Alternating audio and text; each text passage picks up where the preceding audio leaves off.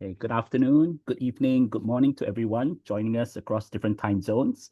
Very warm welcome to today's webinar, Healthy Cities by Design, Green Infrastructure and Climate Resilience, jointly organized by the Centre for Liveable Cities Singapore and UNDP. I'm Stuart, Deputy Director of Research at the CLC, and I'm pleased to be a moderator for this session and to engage with you all on this important topic. So as cities around the world confront intensifying climate threats, it has become more important than ever to design urban environments that protect both people and planet.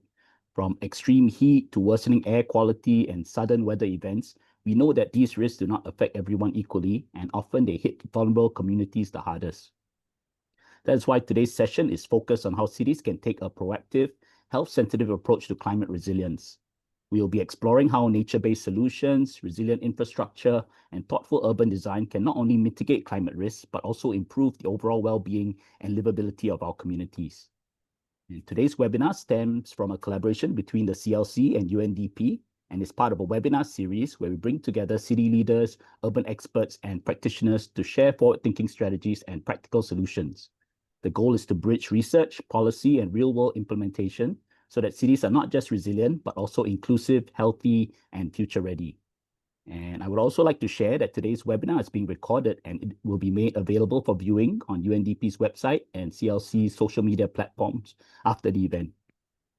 So before we dive into today's presentation, I would like to invite Ms. Diana Torres, Regional Governance Advisor at the UNDP Bangkok Regional Hub, to say a few words to open the session.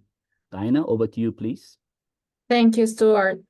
And good morning to everyone. Good afternoon and good evening. I know we have different time zones, so warm welcome to all participants that are joining us around the world.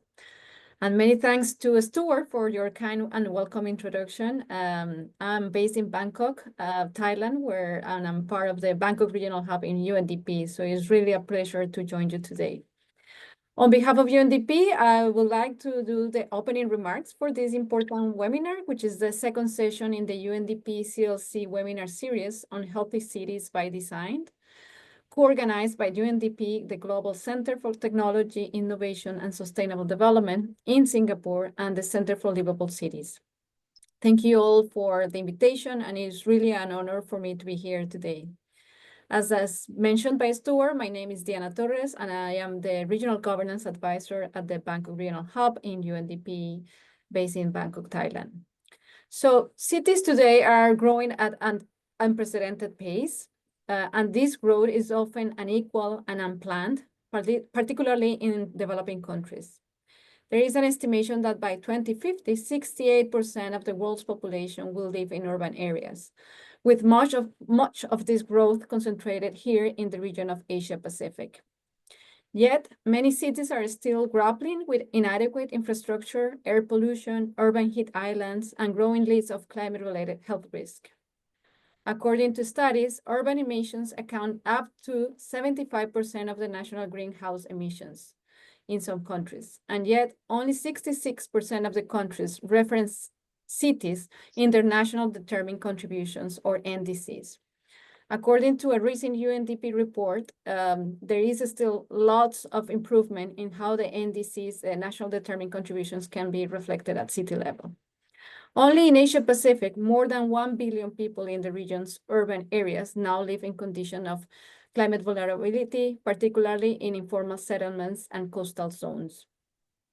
This signals the urgency in supporting cities to anticipate and adapt, as well as respond with agility to these accelerated climate shocks and risks. If we are about to meet the climate targets and to deliver on the 2030 agenda, we must harness the transformative potential of cities. So they are not drivers of risk, but as actually engines of resilience, inclusion, and public health, and overall human development. And we know that green infrastructure plays a critical role in this transformation. Nature-based solutions in planning, such as the sponge cities and coastal buffers, are increasingly integrated into urban planning to manage climate risk, enhance livability, and support biodiversity. When embedded in local governance and participatory processes, nature-based solutions also generate green jobs and social co-benefits, particularly for women and youth. From urban wetlands and tree canopies to permeable pavements and green corridors, these solutions reduce flood risk, regulate temperatures, improve air quality, and promote the well-being of city residents. Moreover, they are often cost-effective, more cost-effective than the gray infrastructure, and offer co-benefits across jobs, biodiversity, and equity. So there are multiple reasons why we need to consider green infrastructure and change our mindset from gray to green. We have seen these benefits firsthand in places like Bangladesh, where UNDP is supporting cities to implement nature-based and people-centered climate solutions. And we'll hear more about this experience later today from our colleague Yugesh, who is one of the speakers today. But we know that infrastructure is not the only solution. And for this to work, we must also strengthen urban governance, aligning local and national climate strategies, building data systems to inform decision-making, and enhancing accountability. We must unlock climate finance at local level, which remains critically underutilized. That's why we're currently developing in Asia-Pacific our regional urban governance strategy for Asia-Pacific, which aims to equip cities with capabilities to drive sustainable and inclusive urban living. In doing so, we have had the opportunity to learn from Singapore's urban experience. And most recently, we have Mr. Hugh Lim, Executive Director of the CLC, joining us as a keynote speaker in our UNDP Asian Majors Forum in Beijing, which took place in early June. And it was focusing on green and local carbon cities, highlighting the strong collaboration we have with CLC and UNDP in supporting cities, advancing their knowledge, their capabilities, and their readiness to address climate risk and strengthen urban governance. Tackling the urban climate and health crisis is also a cross-sector collaboration, which requires government involvement, but also civil society, academia, and the private sector. They all need to come together to design and implement solutions to make this a long-lasting transformation.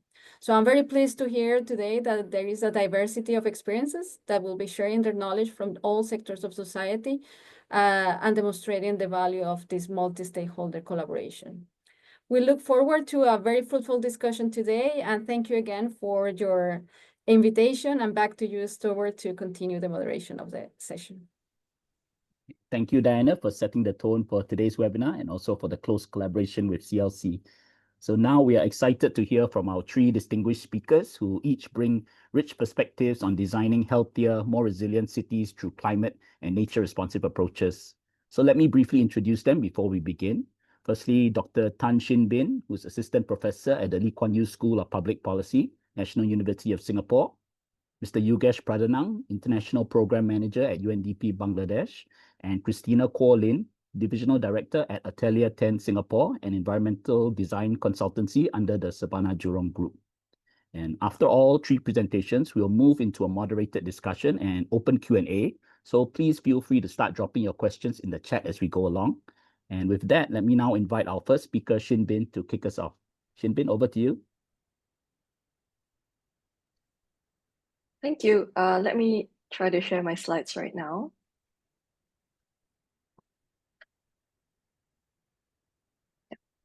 Okay, I'm hoping everybody can see it. If you can't, please let me know.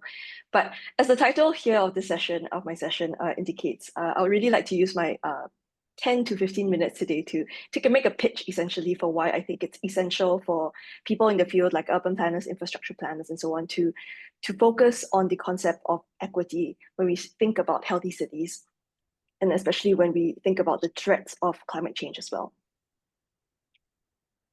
So to start first, I'd like to show this 2023 Business Insider article that describes how Singapore is now one of the world's 6 blue zones. So blue zones refers to a term developed by a best-selling author, Dan Buettner, where he used to describe places and cities where residents have unusually long life expectancies. Because these cities have long life expectancies, the expectation is that they are therefore one of the healthiest places in the world. So having Singapore on this short list of 6, right, I think sparked a lot of excitement domestically because it was seen as a testament to how good our policies are around to promote health. And beyond kind of the healthcare policies that one of the obvious reasons why Singapore is so high on this list. Another big reason is that Singapore has good urban planning, as you can see from the subtitle of this article. And I would also suspect to many in the room today, this link between urban planning and health is a very intuitive one, but I would like to use a little bit of time to unpack this link to make it clear.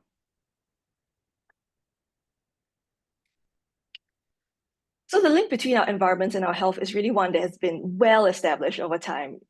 Here is an excerpt from an essay by the father of medicine, Hippocrates, which he essentially, in a few words here, lays out the list of environmental factors and conditions that can directly affect one's health.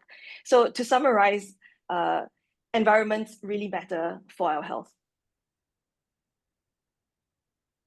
And if you want to just take one kind of infrastructural example, if we think about the humble sewage system, I think many of us take it for granted. But if you start to unpack the contribution that having a sewage system has to our health, I think there's really good evidence that building sewer systems around the world has been really one of the big factors in dropping all-cause mortality around the world, around cities, and therefore also increasing life expectancies.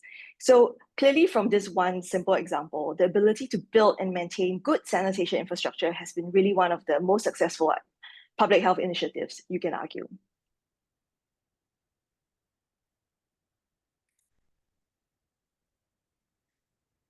And if you think about infrastructure and environments, sewer infrastructure is really just one part of the built environment that contributes to health.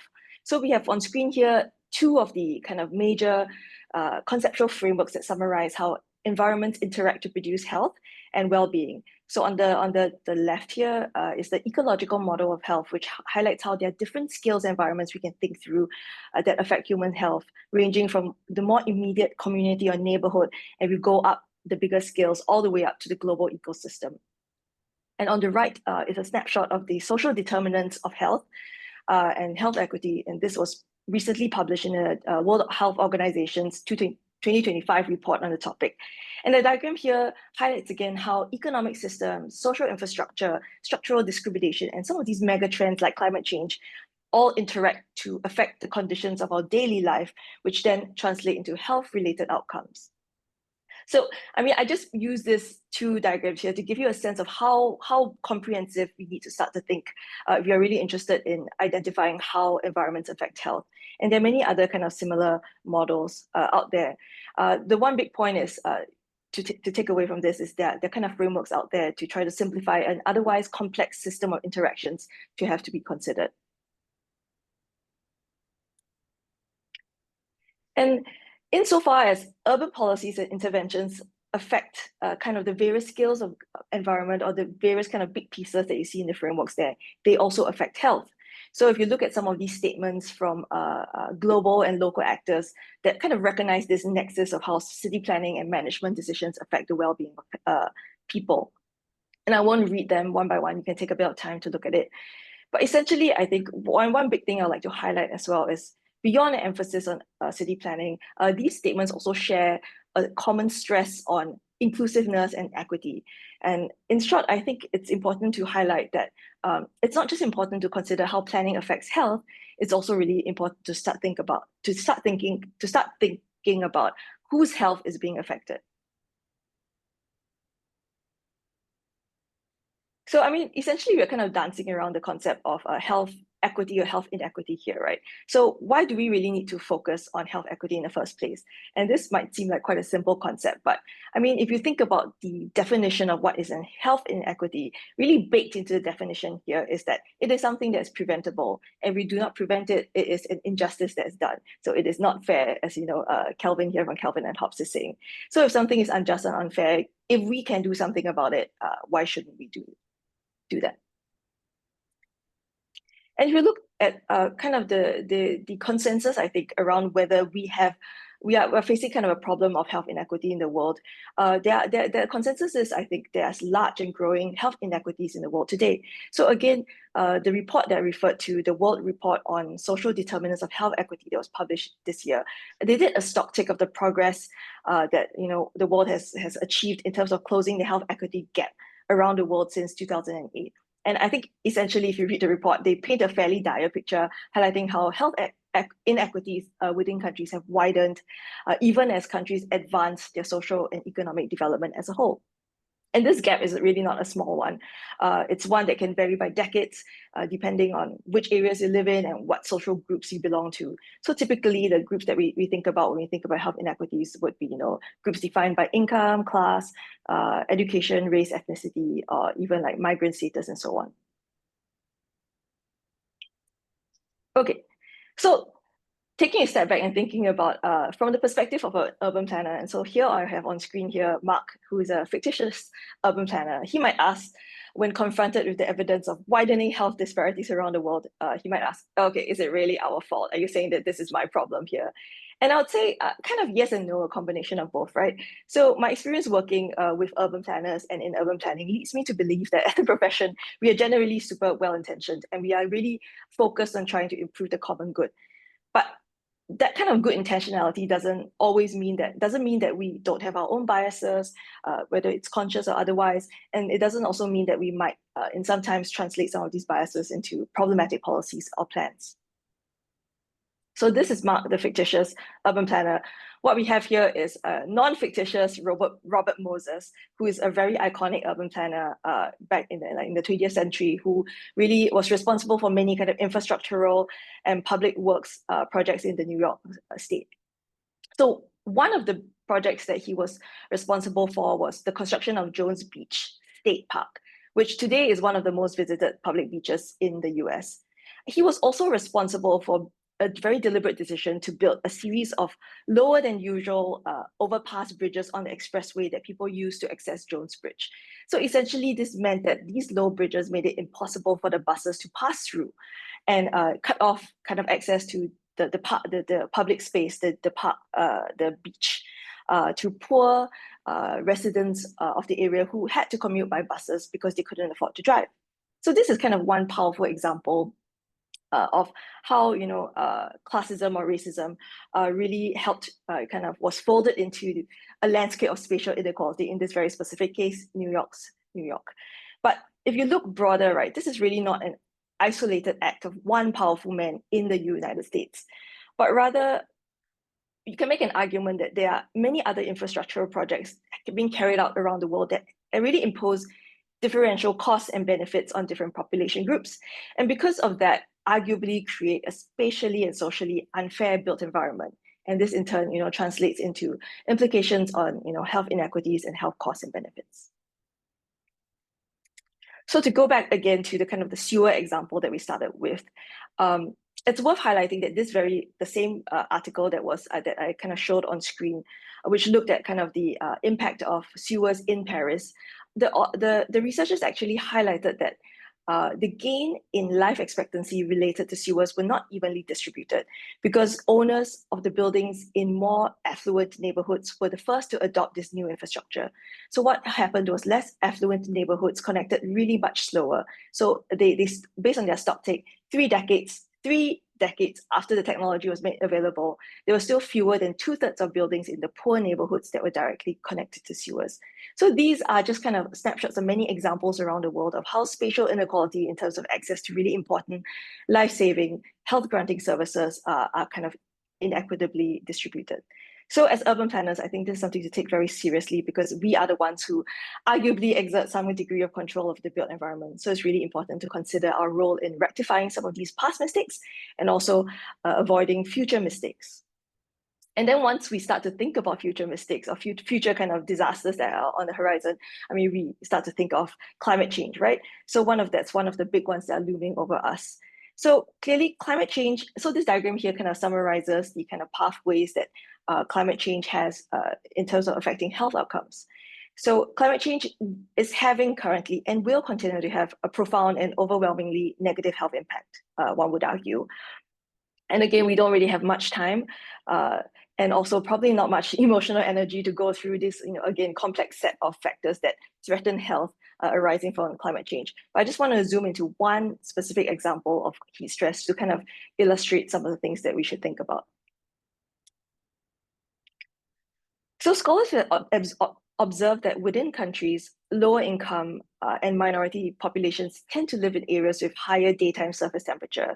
So here on screen, I have two pictures of neighborhoods in Phoenix, Arizona, USA, which essentially exemplifies this dichotomy, right? There was a 2006 study that looked at vulnerability to heat stress in Arizona, and it identified these two as kind of polar opposite neighborhoods. The hottest neighborhood here has, as the stats show here, a really low median income, high rates of poverty, and very large percentage of minority residents. And on the other hand, you see the flip side, the coolest neighborhoods are quite different in those respects as well. So not only are socially disadvantaged populations more exposed to higher temperatures, they're also likely to have lower adaptive capacities in terms of dealing with heat stress. So you can think about who has access to air conditioning during heat waves, who has access to private or even public swimming pools, and also who has support networks to check in on them during heat waves and exposure to heat. So all these kind of add up to higher risks of heat-related morbidity and mortality amongst socially disadvantaged populations. So if you start to think about this, and you start to think about the risk of that climate change is going to pose in terms of increasing the number of hot days, increasing the amount of heat stress, if we do nothing today, this kind of disparity is likely to widen. So this is, again, only one slice of the broader climate change pie of doom, I'd like to say. So there's, again, many factors to consider, and also a good amount of uncertainty about how the different efforts to combat the effects of climate change, whether it's health focus or otherwise, might affect health and health equity outcomes. So I like to kind of end up here by talking about 4 areas where I think urban planners can focus efforts on to create not just healthy cities, but one that's equitably healthy in the kind of under the threat of climate change.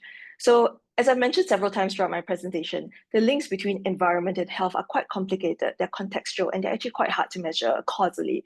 So if you start to throw in the uncertainties of climate change into the mix, the truth is kind of the empirical evidence of how different urban characteristics might translate into health outcomes is, the evidence field is quite tentative and quite mixed. So I would, as a researcher, it's kind of my duty to also push for the need for more research, for a strong research base to guide policy that can combine multiple methods of analysis and data. And second, when you start to think about the kind of multi-causal complex nature of place health interactions, planners should also start to consider kind of cross-sectorial strategies that would cut across the typical disciplinary silos. So as a start, partnerships with health-focused agencies is a good place. And I think it's also really important to be honest about the kind of the bias or even the kind of checkered history of planning, and to be kind of very clear about what our policies or what our plans what kind of impact they might have. So to kind of help guide equity-focused thinking, I think it's useful to rely on tools and toolkits that are currently out there to kind of keep us honest, right? So on screen here, I have like one example of a health equity assessment tool that can be applied to policy. So for example, you're thinking of building a dam, you're thinking of building, extra drainage. It's important to think about whether that needs to undergo kind of a health equity-focused assessment in addition to some of the other kind of assessments that are already in place. And then finally, I think a big thing that planners like to talk about is kind of community action, participation, empowerment. So if you think about the legacy of disempowerment of certain groups that have led to an unequal spatial landscape, what's the remedy of that? The remedy is to also try to think about giving power back to groups that might, be disempowered otherwise. Okay, so I think my time is up. I just want to leave this quote up here from The Power Broker, which is a really great book that talked about Robert Moses and his legacy.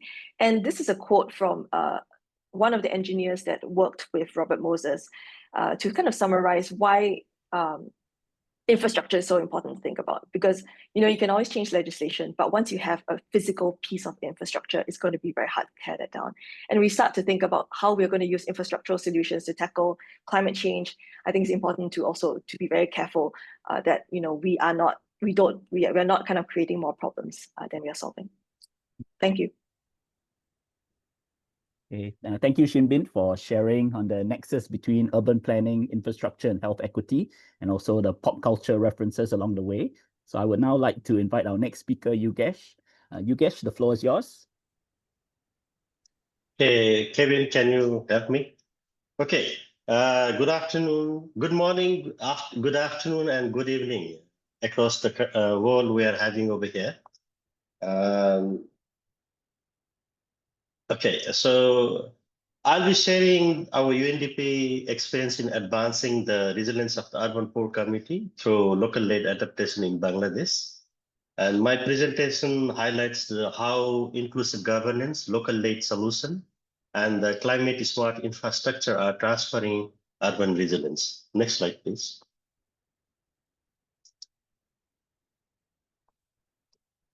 If you talk about the Bangladesh context, country is urbanizing rapidly by 2050, and half the population will live in the urban area.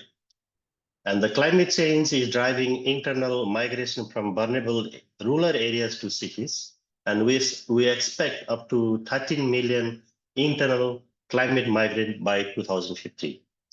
But unfortunately, a low-income urban community are the least equipped to adopt this one. And they face more on the poor housing, limited access to services, and high exposure to the climate risks like flooding and the heat waves. But the cost of adaptations is very high, and the many local governments lack technical capacity to respond effectively. This is why locally led and inclusive approach become very essential. Next slide, please. I'm not going into detail that the UNDP urban program, called as a National Urban Poverty Reduction Program, is working in 19 cities and towns, reaching over 4 million urban poor people with a partnership of local government division alongside the city corporations and the municipality. So you can also see the detailed information about our program in that link. Next slide, please. Basically, I would like to highlight the UNDP follows a structured step-by-step approach to local-led adaptations that promote inclusive and the climate-resilient urban development. First, UNDP has developed and used the tools like a poverty mapping, multi-dimensional poverty index scoring, and the climate change vulnerable assessment to identify and prioritize the most at-risk community. And this assessment guide target setting and ensure intervention are equitable and impactful. And the second, we have the key foundation is our approach is a community mobilization, especially local-led approach by local women leaders to identify local priorities and the solutions. And based on the priorities, community actively participate in designing and implementing climate resilient infrastructure. This include identifying vulnerable area, proposal solutions, and overseeing community infrastructure and basic services, ensuring their ownership and the sustainability. And beyond the infrastructure, community infrastructure, UNDP also strengthened adaptive capacity by promoting climate resilient livelihood. Skill development program help vulnerable group, especially women and youth, access income opportunity and reduce dependency. Besides, we have also structured linkage are established between the urban poor community and local government. This ensure that community priorities are reflected in the city planning, budgeting, and service delivery. It also strengthens the local governance and accountability. And insight from the field that we are feeding into national level policy and development, the UNDP is also supporting the finalizations of the national urban policy, which is also in the cabinet approval at the present level. Next slide, please. So I would like to highlight this slide. We are trying to showcase the types of the community-led green infrastructure that were implemented. So if you see that there are the permeable pavements and improved drainage systems, which are critical in urban slum where the flooding is frequent, these allow the stormwater to inflate the ground and reducing the waterlogging and improving sanitations. And another, you can see also solar power street lights not only reduce carbon emission, but also improve the safety, particularly for the women and the children by lighting up the dark alleys on the public spaces. And you can see another one is a community tree plantation help mitigate urban heat effect. They provide the safe and improve air quality and create more reliable improvements. Yeah, and there are also fire hydrants and access to road.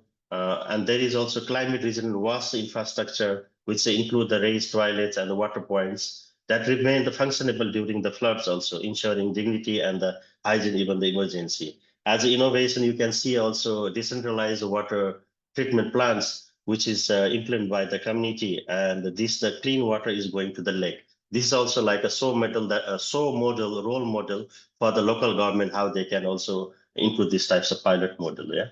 And we have also like a pilot arsenic and iron removal plants, evacuation route by the community. And another one is, if you see that there is with repurposing plastic, they have build the brick, which we have repurposed for the vast constructions that you can see in the PPT. These all are demonstrating how innovation and sustainability can go hand in hand.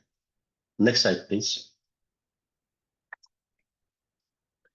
And there are I can also update you that local led community infrastructure intervention have had measurable and transformative impact. If you see, it's over 1.9 million urban poor people are benefiting. And in areas urban poor have where we have worked, 98% household report improved living conditions compared to the just 40% in control areas. This is a powerful indicator of success, right? And about 0.3 million have access to the clean, safe and clean drinking water. About 0.25 million urban poor have access to the sanitation facilities. These numbers reflect not just the infrastructure delivery, but enhance the dignity, health, and resilience for the urban poor people. Next slide, please. So beside the community infrastructure, housing also a big issue in the urban poor community. So I'm also sharing some models. So if you go in the urban poor community, housing is a major vulnerability for the low-income urban communities. Through the community financing, UNDP has established a very successful model, affordable and climate-resilient housing prototypes. Basically, the community take a loan and then rebuild by themselves. That is like, we have given the revolving fund. These homes are tailored to different climate risks. Resident house use a passive cooling and reflecting materials. Urban storm resident homes are elevated, and coastal multi-hazard residence homes are also designed. You can see all these three types of. But if you can see like before and after, what is their condition, you can easily see. And in the second photo, I want to highlight that this is a ferrocement technology we have built in the 32 days, which is cost effective and durable. And there was also include the solar panel, rainwater harvesting, and then improve cookie stove, so that how to improve all these things. So you can also see before and after that, how is making the impact. Yes. Next slide, please. So I would like to a little bit highlight more on the low-cost housing, which is we are doing through government funding. So UNDP through government funding, we are implementing in the 5 cities with UNDP technical support. It's incorporating green building principle to enhance the sustainability and the impact. Yeah. So you can see the architecture design in the down, and the up is a real picture. So you can see that part, right? So how we design it? So passive artificial design used as a natural ventilations when we have designed it, right? Daylight and shading to reduce the indoor temperatures, critical in the heat-prone urban areas when we are talking about the urban cities. And we have also found, we have established as a retention systems that help the recharging groundwater and mitigate flood and support biodiversity, right?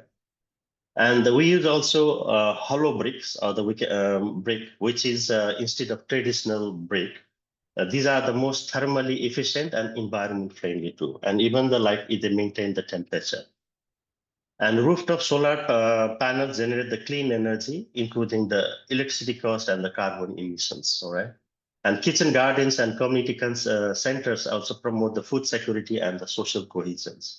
And we have also, there is a lot of green space, playground, improve mental and well-being, provide the safe recreation areas of children. So beside this feature, with the we have also for the community, there is a socio-economic development activities, which is making more livable and social housing for the urban poor community. And this model is right now is highly appreciated by the government. And they want to also roll out in the this is a pilot we have done in the 5 cities, and they want to roll out in the across the Bangladesh. Yes. So next slide, please. So what I would like to conclude it, because I'm going in very brief and short, allowed for 12 minutes. So in the conclusion, what we would like to highlight that this our UNDP model combines not only hardware, it's combined also software, right? It's a community empowerment, governance together with our infrastructure. That really helps to build resilient urban poor communities. And by embedding this proper and the climate smart approach into the cities and systems, we're also ensuring Bangladesh urban growth is inclusive and sustainable and resilient. So our experience shows that the locally led adaptations is not possible. It is essential for the future of our cities in the Bangladesh. Next slide, please. So I just quickly finished in the 12 minutes. Thank you for your attention. If you have any questions, I'm happy to respond to them.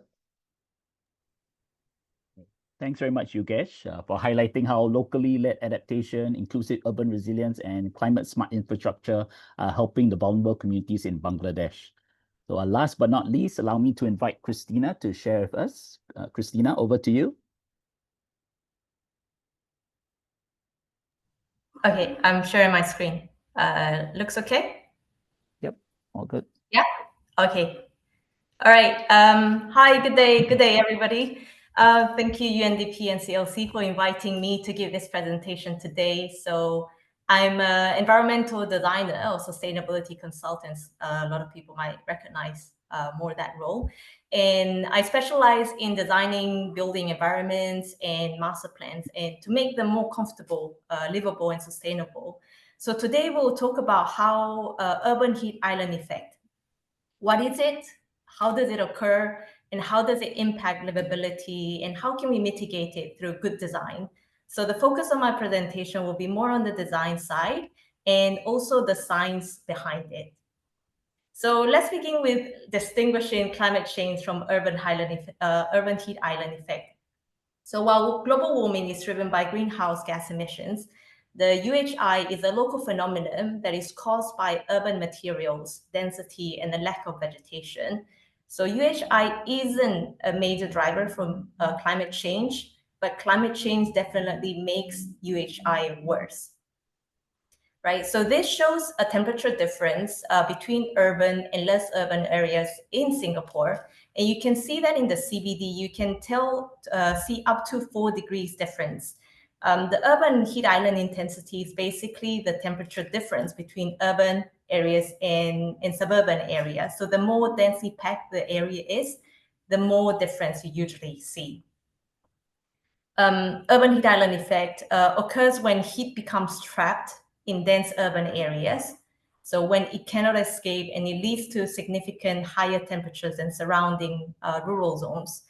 It's something that really affects how people experience life outdoors. So when streets and public spaces get too hot, people avoid them. And when that happens, we basically lose the very things that make a city feel alive, like walking and socializing and the enjoyment of outdoor spaces. So what is UHI? So this is a image that walking through left to right. On the left is sort of a rural area, right? So it has cool shades, got vegetation, and it has open space. As we move through the suburbs into the city center, the surfaces become darker, the ventilation will drop, and the heat basically goes up. The temperature in dense city cores can be up to 5 to 7 degrees warmer than surrounding areas in some countries. So urban geometry, the low greenery, and heat trapping surfaces all contribute to this effect. So why do urban areas stay hotter? This is the science behind it, right? So there's 3 distinct layers. The first layer is this lower layer, the urban layer. So this is where materials like asphalt or concrete or your rooftop, they store a large amount of heat during the day. And in contrast, when you have a vegetated area, these do not absorb as much heat, and they actually also cool down rapidly because vegetation helps to reject the heat through evapotranspiration. There is this other layer called the canopy layer heat island. So this is the layer that really impacts thermal comfort because this is where most human activity takes place in this area, pedestrians and commuters. So the area within this area, the air within this area can increase in temperature because of the stored heat on these surfaces radiating back into the air. And then there is this big boundary layer heat island at the top. So it extends all the way up to the atmosphere, sometimes over 1 kilometer high. And this layer is basically the one that holds the residual heat. So why do surface materials matter? On the right, you see different ground covers behave differently across a typical day. So asphalt, for example, can increase the temperature quite quickly, peaking to 60 degrees, while the grass can stay significantly cooler. The reason why is that these asphalt, like in concrete, they have very high heat capacity and thermal admittance. So what that means is that they not only absorb heat, but they also release it slowly. So this is why we can still feel the heat even when the sun goes down if you're out in an urban area. So as a real life images, we took these images in Singapore on a hot day afternoon. And you can see that on the left, the grass area is around 39 degrees. In the same plane, you see the pavement area is around 56 degrees. And then just slightly above the staircases on the asphalt is around 62 or 63 degrees. So on the same day. Also, the form of the city or how dense or how open, it also plays a really big role on how the heat behaves. So compact forms, when you have a really dense high-rise area, these really tend to trap the heat together because they have taller structures and the structures has less exposure to the sky. On the right, the graph shows that the more vegetation there is, the more energy goes into evaporation instead of heating up the air. So basically, more green just means more cooling. This is a diagram to show how design measures can be applied at each scale of the urban form to mitigate UHI. So at the micro scale, we look at the building level, right? So we start looking at the orientation of the building, the facade design, the materials, the outdoor canopies to achieve making sure that buildings and outdoor spaces can provide shade and reflect the solar heat. At the local scale, we start looking at the layout of the streets, the shape of the blocks to make sure we can maximize wind flow and integrate greenery. And at the urban scale, we start looking at the density of the towers in the greenery and look at how densely packed are these towers. So to tackle UHI, design strategies might really be embedded at all the scales. And it's about how all these strategies work together. So we'll move into how we address UHI in the design. And we usually begin by understanding the local climate. So in Singapore, for example, it's warm and humid all year round with hot periods in between March and May. But in the nighttime, it's generally quite comfortable. So you can often see a lot of people going out in the evening. During the day, temperatures actually in the day mostly range between 28 and 32 degrees in Singapore. Doesn't necessarily mean it always is uncomfortable because we can mitigate the local effects of UHI to a certain degree using shading, greenery, and wind. And then what we do is that before we do these analysis, we also need to understand what affects thermal comfort. So thermal comfort, apart from air temperature and humidity and airspeed, which most people understand, there's also a big component on the radiant temperature, which is basically the temperature that you feel next to a hot surface. And then of course, then it depends on your metabolic rate and the amount of clothing that you have. So in practice, in our work, what we often do in the design stage is that we carry out solar radiation models to simulate the amount of solar radiation in development. So this informs us whether the change of height or the orientation of the building needs to happen, whether the building needs additional shading or not, whether some of the areas can be especially exposed, or maybe how do we plan activities in these areas to avoid these exposed areas. There's another kind of modeling that we do called computational fluid dynamics, or CFD for short, that we look at airflow, and that can really tell us the airspeed, the direction, and the temperature. And it shows us whether there is enough wind flow through our development and whether we should be adjusting the space between the buildings to increase wind flow. I'll finish with a case study in Singapore. So this is where we improve the outdoor thermal comfort conditions. For those of you who live in Singapore, this project, well, you might be quite familiar with it, is Clarke Quay. So it's an existing development with a lot of food and beverage. And the problem with this was that it wasn't doing very well during the day. So business wasn't very well because it was too hot. These infrared images show the surface temperatures before we did the improvements. So this is what they call an angel canopy, and originally had a material called ETFE. Basically, this material, the existing material, didn't protect it from the sun enough, so that a lot of solar radiation was coming through the canopy and heating up these surfaces, which then re-radiated the heat back into the people. The surfaces under the canopy could reach up to 40 degrees, the ground, and the walls was up to 36 or 37 degrees, so it's pretty hot. And to solve this, we carried out a solar radiation analysis as well as daylight, and we tested different types of ETFE densities, and we basically eventually selected different densities at different parts of the street. So this is a plan view of the Clarke Quay streets. And through this study, we actually managed to reduce solar radiation by 70%. Another thing with the existing design of Clarke Quay was that the existing fans that were mounted here on the canopy, they were okay, but they didn't really blow the air on the side of the streets where people were sitting. So they only provided air movement along the central part of the street. And it was also quite intermittent. So what we did was we designed a fan that could provide air movement or 360 degrees with additional misting on the side, mounted on the supply area to increase the cooling effect through evaporative cooling. I have this little short video. So this is, you see the air misting that is being supplied at these little nozzles, and it's so fine that once it's blown out with the air movement, with the air supply, it basically evaporates immediately. So it doesn't even create any wet spots. So the fan itself was quite a simple design. It takes air from the high level and then pushes it down, and then it disperses it across at a low level. And you had this little cone that you can move up and down manually to adjust how far you want the air to go.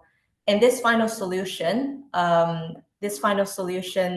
was a combination of all three. So improve the shading with the change of the ETFE material to another, it's also now ETFE, but it just has more fitting.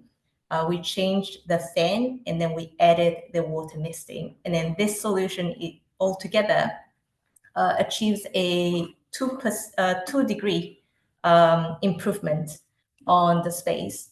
I think originally the design team or the client team were thinking whether the solution should be to change this surface material, because we talk a lot about the surface concrete being quite absorptive. But in this case, what we said was that the first layer of protection should be taken care of first, because without blocking out the sun, the surfaces below would heat up anyway. So the solution in this case, we managed to reduce the temperature even without changing the floor surfaces. So in this case, we invested the money in the canopies, and then we saved some money on the floor materials itself. So quick one, I would just like to end this with saying that livability really begins with comfort and how comfortable the spaces are where we live. And comfort really begins with the design. An urban heat island, even though it's a phenomenon, but as designers, we can really design at all scales, starting from building level to master plans to mitigate its effect. Thank you very much. Thank you, Christina, for sharing on all these innovative efforts to mitigate urban heat island effect, a pervasive challenge facing most of our cities. And thank you all for the rich and insightful sharing and for diligently keeping the time. So we will now move into our moderated discussion segment, where we will delve a little deeper into some of the themes. So let's welcome back all the speakers for the moderated Q&A. And also a gentle reminder that we will also be taking questions from the audience. So if you haven't already done so and you've been busy collecting your thoughts, now's the time to pop your questions into the chat. We'll try to get to as many as we can in the time that we have. And to help in that, just a gentle reminder to our speakers to keep your responses succinct to within a minute or two as far as possible. Thanks.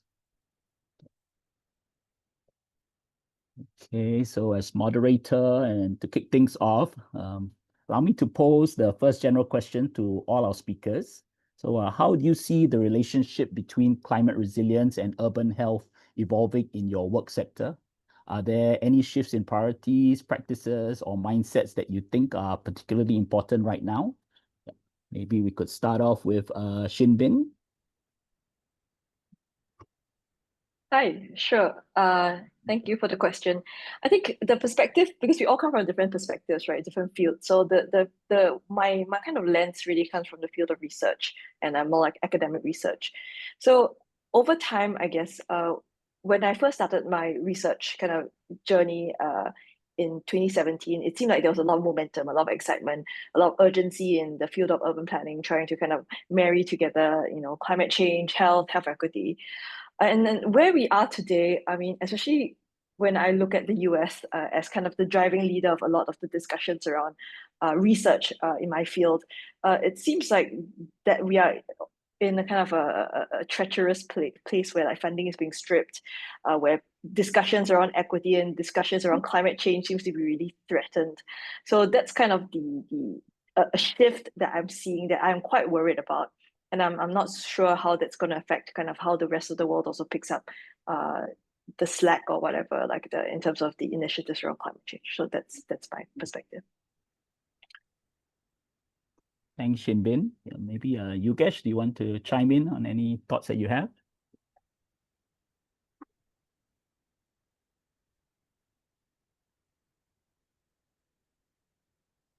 And Yogesh, you may be muted. Sorry. Yeah, thank you.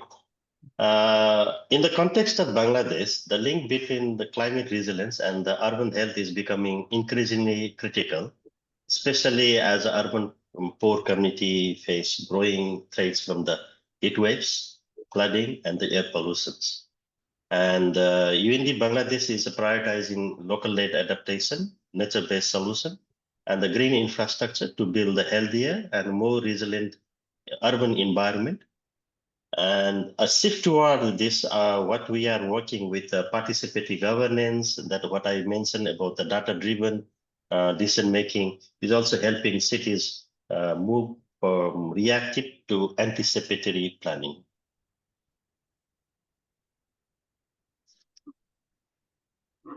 Thanks, Yogesh. Christina, you want to share any thoughts? So I think the connection between climate resilience and urban design is actually quite tangible, although a lot of people might think it's intangible. But for example, the intensifying the more heat and humidity really directly affects the usability of the outdoor spaces. And that's something that we all understand that, right? So it's how to put that into something more tangible. And what we see is that there is increasingly more performance-driven outcomes in these urban planning metrics. I mean, taking UHI as an example, we actually often use outdoor thermal comfort indices to design spaces so that people can use these spaces more comfortably. And although it is not prevalent in all building codes or in all standards, not in every country definitely, but in some countries they start to have to say outdoor spaces, for example, need to achieve a certain outdoor thermal comfort metric, temperature target, right? So I think that is like more performance driven, that it really helps the designers design to that. Yeah.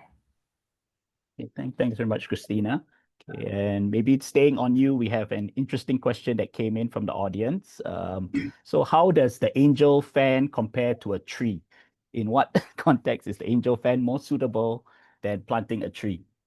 So, okay, that's interesting. I mean, planting a tree, when you have a tree, the tree eventually, when it grows, it will provide shading, right? So that we know.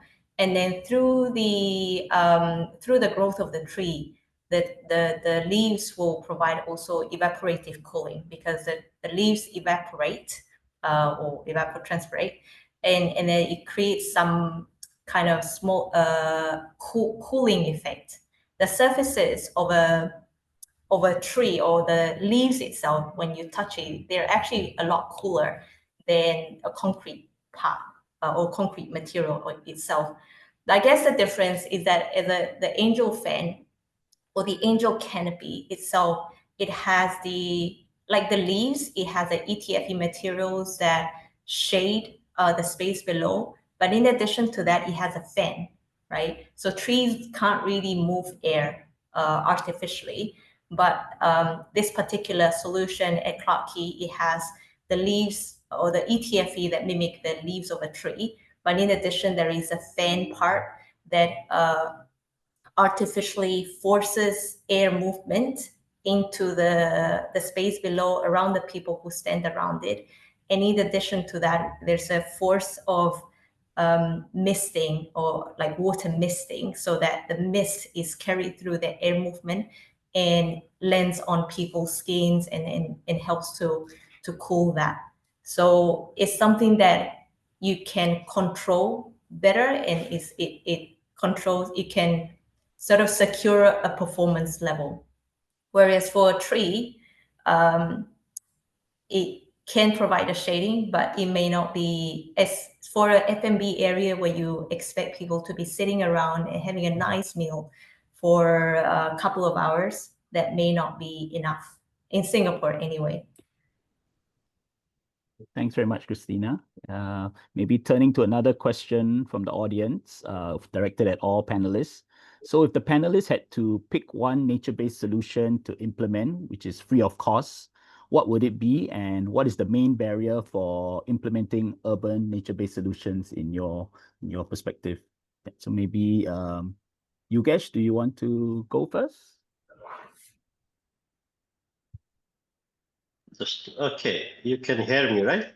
Yes, we can. Yeah, so in the context of Bangladesh, if we need to choose nature-based solutions to implement in urban context at no cost, I think so it's a good to interconnect with the green corridors that link park, waterways, and neighborhoods.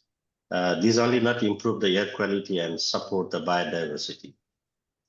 And then that will help on the different living conditions improve, like that will. But the biggest challenge, what I see to implement the urban nature-based solution is, my experience, is a lack of coordination between different sector, in particular in the government and local government, and also like NGOs and the INGOs. And there is also limited awareness of long-term benefits, which often leads to low political and the financial support. So that is what I see. Thanks, Yogesh. Shinbin, you want to chime in?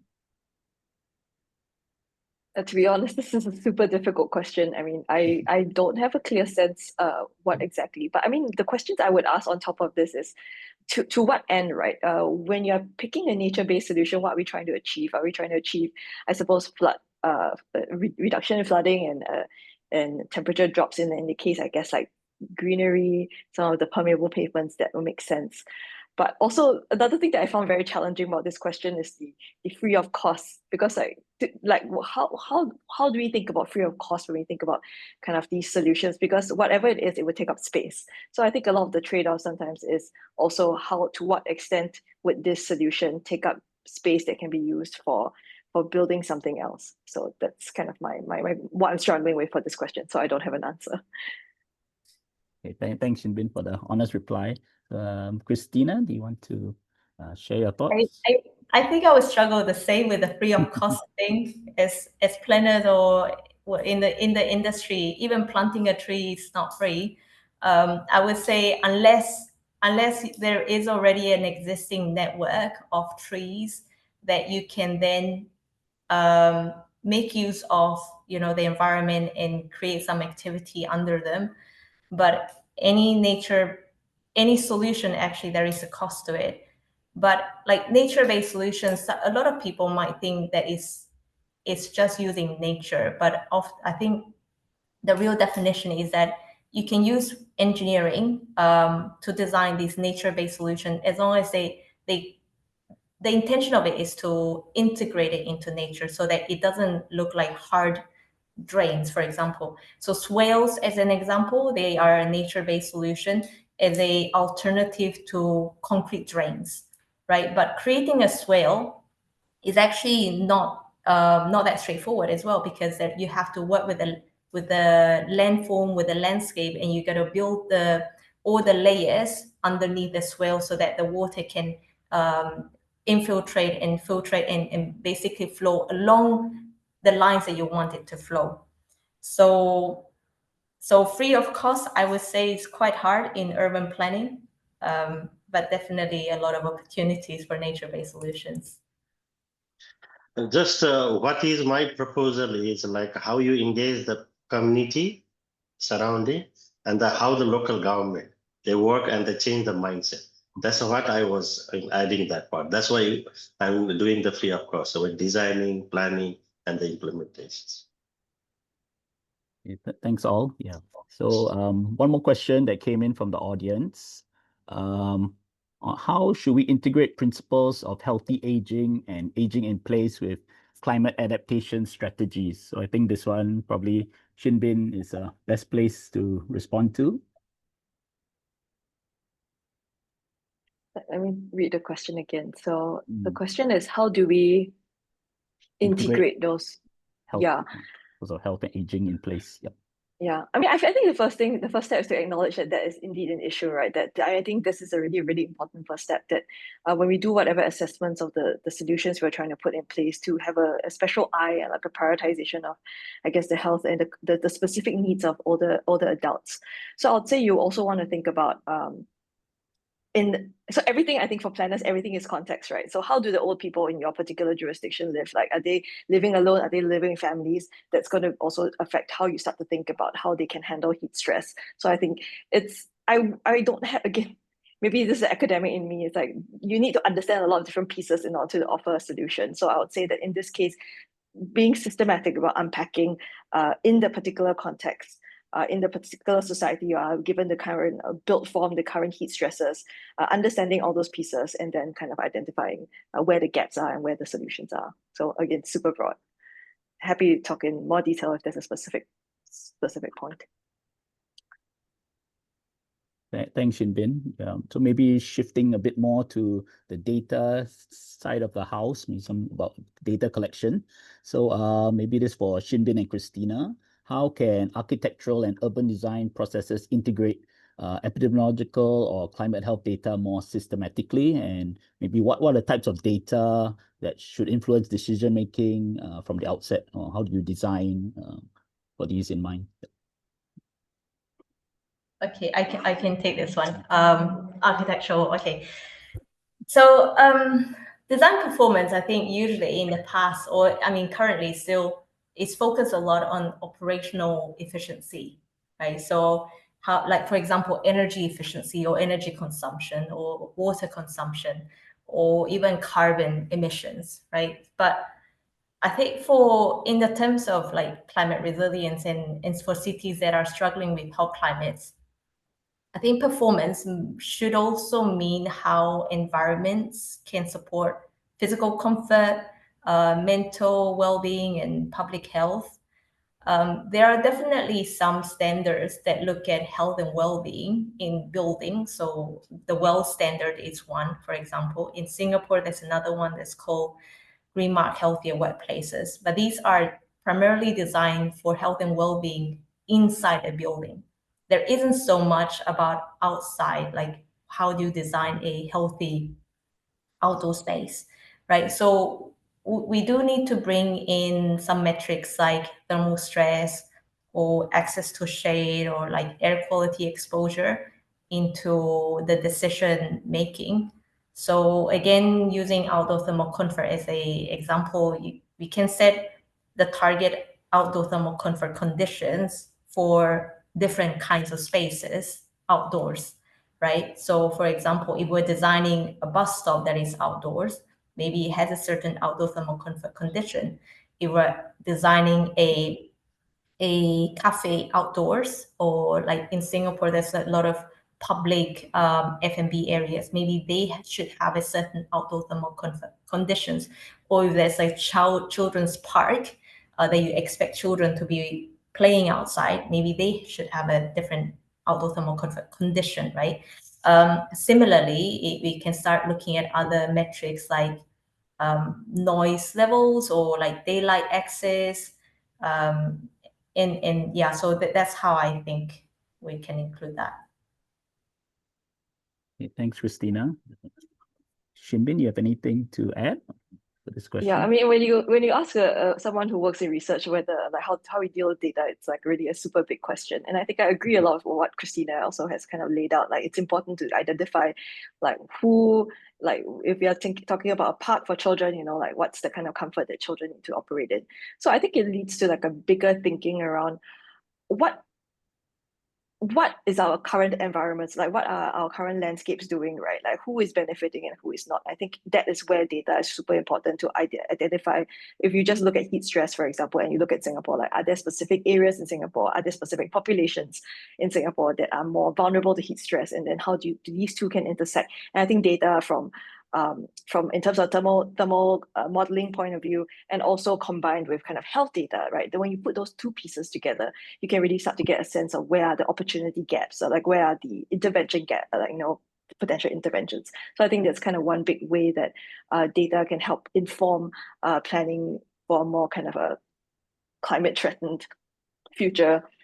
And I think looking broader beyond heat stress, you can think about a whole series of kind of health outcomes. And as I also mentioned in my presentation, actually the link between environment and health is very intuitive, but it's actually really hard to study. And therefore, the empirical evidence that's out there is not very strong, I think, at the current state of things. So again, having more data to do this kind of analysis, to be able to understand how people are actually living in a space, right? How are people actually responding to greenery, how people are responding to heat, how are people responding to disasters and so on. I mean, I think that's all super critical when we start to think about how we want to plan.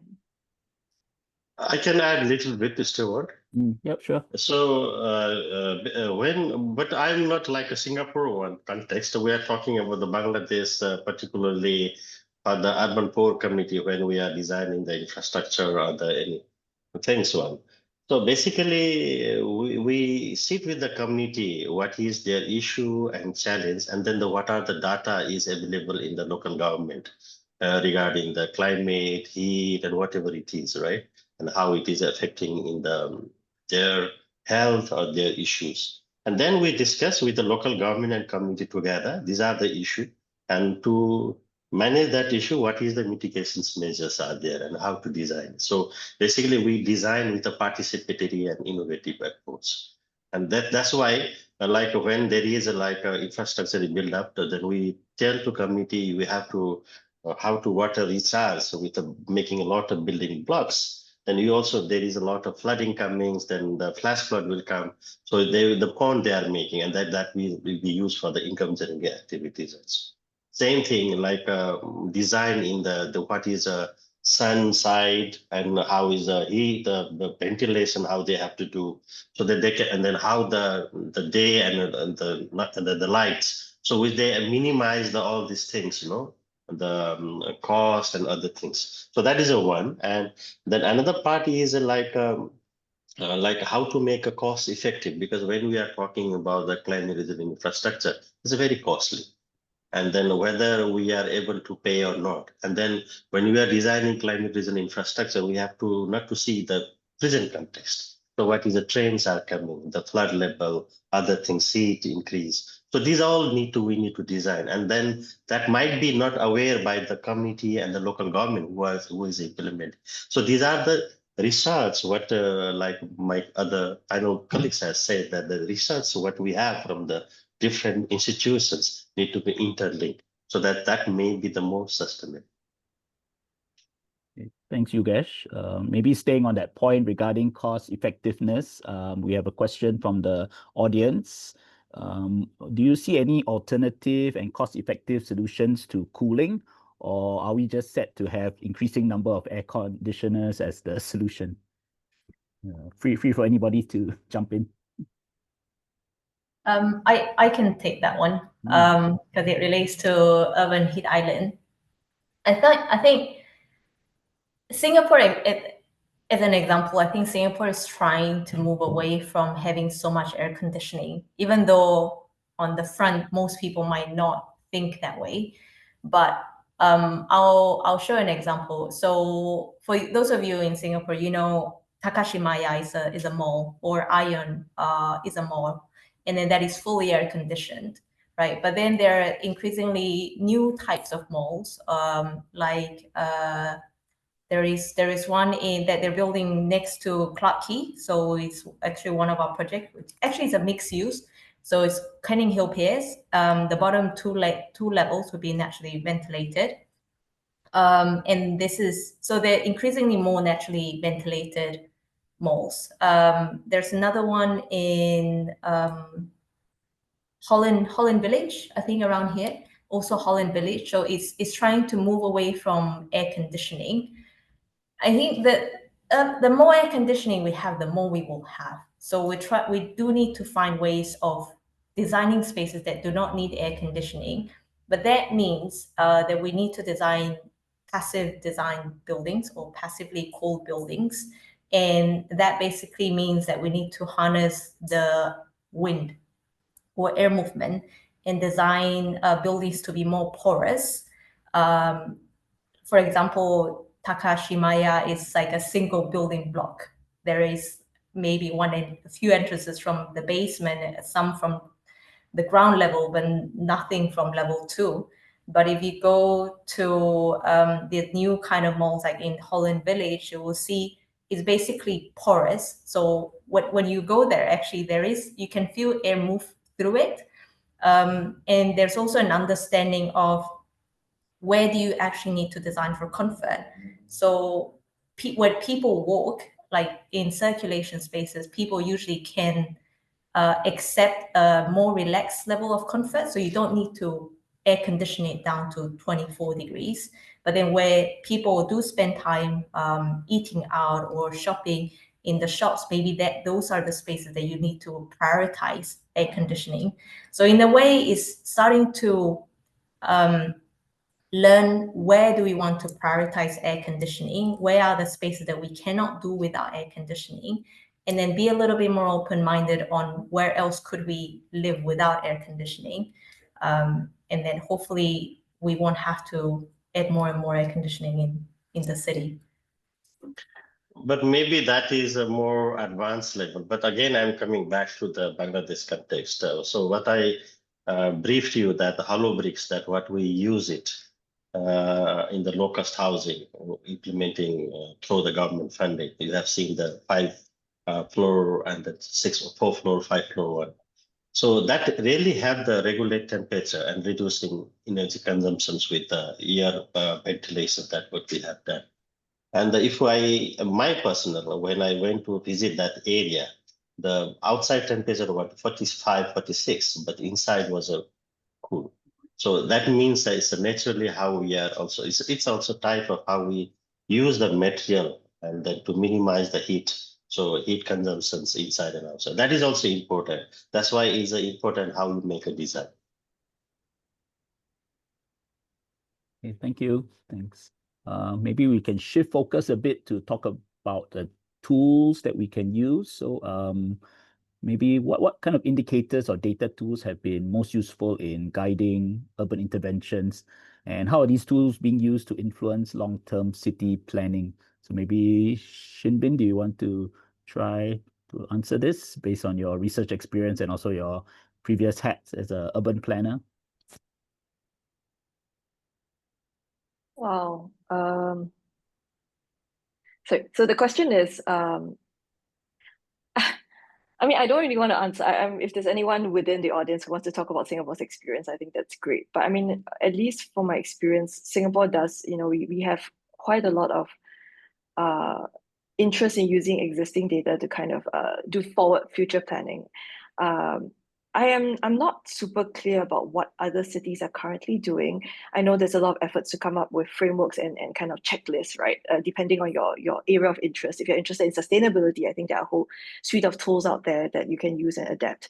And from my perspective, because I'm interested in kind of health as an outcome, again, there are all these tools out there, and I've highlighted one in my presentation, the health, kind of a health equity assessment as one tool, or health impact assessments as a kind of a suite of tools that planners can use. And the kind of data that you want to go into it is also super context specific, right? So in a country like Singapore, where we have pretty good data on has already been built on ground, and some good data also what we envisage is going to be built on ground, doing some kind of these analysis, checklist things would be more straightforward than a context where I guess data is really lacking, where some of the basic data about where buildings are in the first place, who do they belong to, and what kind of form they are. And in those situations, I think the kind of frameworks or checklists would have to be really adapted to respond to the lack of data. So I'm not sure this really answers your question, but I think happy to elaborate on, again, anything specific. Thanks, Shinbin. I don't know, Christina, you have any? Yeah, sure. So city planning for us, like we design, at least for my kind of design, we fall back to science really, because the planning, I mean, we deal with the environment. So, and the environment is something that technically doesn't really quite change dramatically over the life of the building or the city, right? So we use a lot of environmental data that for our simulations, for example, the simulations I showed today, they're based on publicly available weather data that basically has hourly data throughout a year. Throughout basically the average of maybe 10 years of weather data that gives you air temperature, solar radiation, and all the weather parameters. And then we use that data into our simulation tools to sort of estimate or forecast what will happen in the future, right? So even a lot of this weather data currently, they are based on historical weather data. So there is recognition that a lot of simulation that historical weather data may not be, may not be as accurate anymore because of climate change. But there are also future weather data available for these kind of analysis that you can use to predict, if we design it with historical weather data, this is what it would look like. If we were to predict a 1.5 degree climate change, then what would that mean? So there's also that data that is available. So we use that data through the early stages of our design process with the architects and urban planners. Today's example showed a relatively small scale project, which is Clarke Quay. So this is just a few streets, but we also look at master plans, like large master plans, projects where we try to use this data. We plot out the hotspots throughout this large district so that we can identify where are the hotspots, where are the problem areas, and try to design for that. This is what is available to us.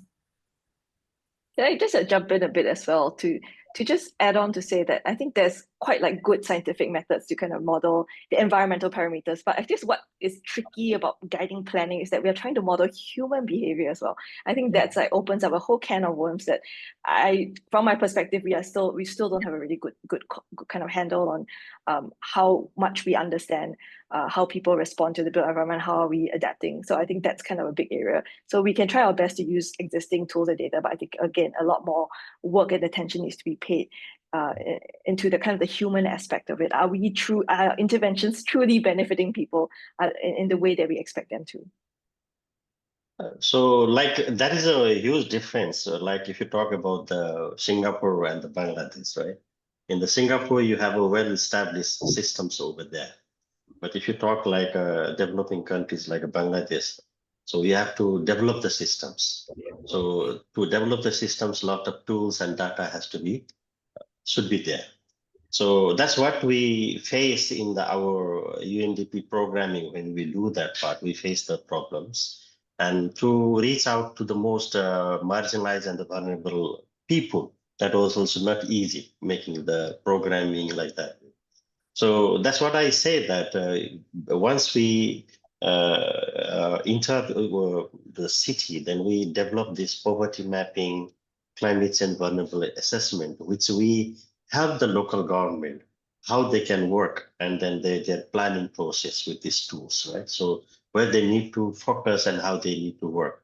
And there is another missing part is like how they engage the people, community who are the vulnerable, and how their needs will be integrated into the local government planning process or the budgeting process. That is the most vital, right? And so that is what we have done in the two other tools. And then second is we have also established, as I said, multi-dimensional poverty index. So which also help the local government to reach out to the most vulnerable people during the COVID time, during the disaster preparedness. So now these are the tools already now: poverty mapping, multidimensional poverty index, climate change vulnerable assessment. They are already used as their planning, programming, and budgeting and monitoring. So these are already doing.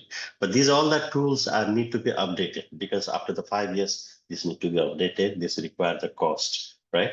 And then that's how we build the capacity. And beside, UNDP also has supported the Bangladesh to develop the climate vulnerable index. So this will also gives that which are the area across all the Bangladesh. This also gives the tools for the national government, which are the most vulnerable, climate vulnerable districts are there, or the small cities are there. They have to act promptly, and that should help them to make a national strategy and the implementation. Thanks, Yogesh. Maybe shifting to a question from the audience on partnerships. So can the group share on good practices where the public and private sector have effectively aligned their efforts to support green initiatives?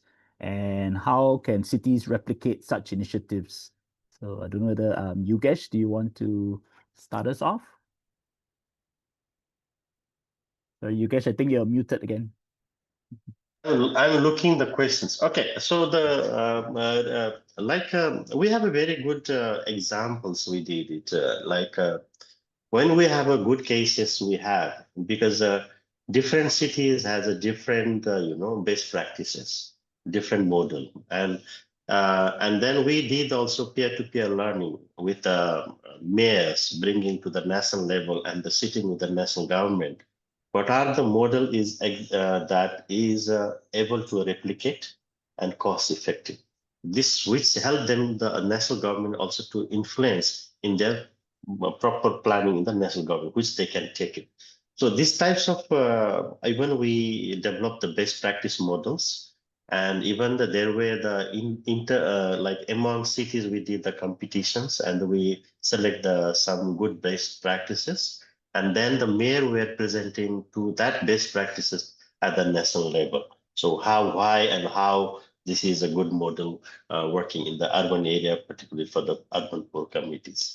So this is one way to how to advocate. And then another one is also like in our experience, we also developed had the Urban Resilience Forum. So where we bring all the development partner, all the national government, and all the NGOs working at the national level, and bringing from also local community and also local leaders, means mayors and other things. So give them the area, the typical area, like urban safety net, housing, community empowerment, climate resilience. These are nature-based solutions. In this thematic area, what are the existing model like UNDP working or ADP working or the World Bank working, and what might be the effective tools for them to replicate? So that is a study that the Resilience Forum also we organized also last year. These are the things which also helps to like for the development partner to understand and design the new program or how to scale it. I hope I responded the questions. Yes, you did, Yogesh. Thanks. Christina, I don't know whether you want to chime in with your private sector hat on public-private partnerships. I guess the most Singapore is actually pretty good at this because Singapore actually plans ahead 50 years at a time, or a lot of these master plans are very, very far ahead, and they are basically led by the government or government agencies, but through the process of planning ahead, they do engage the private sector as well, and they do several studies, not only on the engineering part, but also on the money part and the business side, right? So if I work with clients that they've engaged some other consultants that they do a market sensing of, say, if they want to develop X number of buildings of commercial or retail or attractions or whatever it is, they do need to get a market analysis on how that will be utilized or not utilized. They've also done asked the private sector consultants to do surveys maybe on what do people expect, what do the public expect, or what do actually people want to have. So that kind of public goals in the private alignment, if that is set up at the front part, that really can set the right direction. And then following that, then through the master plan exercises or studies that we've done, then it's just setting measurable targets. And there will be many different kinds of targets. So for us, it may be the environmental targets, maybe the comfort targets, but there'll also be the business case targets. There might be the plot ratio targets, or how dense the building should be. And then there'll also be conversations on like who the investors would be. So it's something, I think I often think that Singapore has gotten to where we are today, 60 years, because there was always been long-term planning. A lot of other places where I know it's actually really hard, but when plans are made just 5 years ahead, when we're talking about urban planning, that often can be quite difficult. So because all the infrastructure, if people start building buildings first before building their infrastructure, that is often where you can find a lot of like traffic congestions and just problems with people having access to even just water or sewage. So you kind of have to have the infrastructure planning ahead, along with the buildings. Yeah. I can add one good experience of UNDP Bangladesh with the private sector. So UNDP Bangladesh, we piloted with a collaboration with Unilever on circular economy, because we are working in the city, and then the private sector, Unilever also has a corporate some obligations to the government. So when they are producing, then how they, the plastics should be managed properly. And so these are the how we combine it, and then the like how the segregate single use, other plastics, and the behavior change at the community level, local level, and the waste picker. Our community were mostly the waste picker, and then how their health hazardness, we work on that part. So they got the protective measures. So and the sense that making the capacity building at the local government level, and also the community, how they can make a ownership and and then also public awareness to school, college, and different debates. So that's also we initiated with this one, and this might be rolled out with a different other private sector. That is one might be the circular economy with the plastic waste management. Maybe that might be the other RNG sector in Bangladesh. There is a huge RNG sector working in the Bangladesh. I'm just giving one example. Thanks very much, all. Maybe just to wrap up this session with one final question from the audience that's quite hard-hitting. If the solutions, like climate adaptive solutions, seem very obvious, like increasing greenery, the sponge city concept, then what do you see as being the main barrier to implementing such solutions from your own experience or your perspective?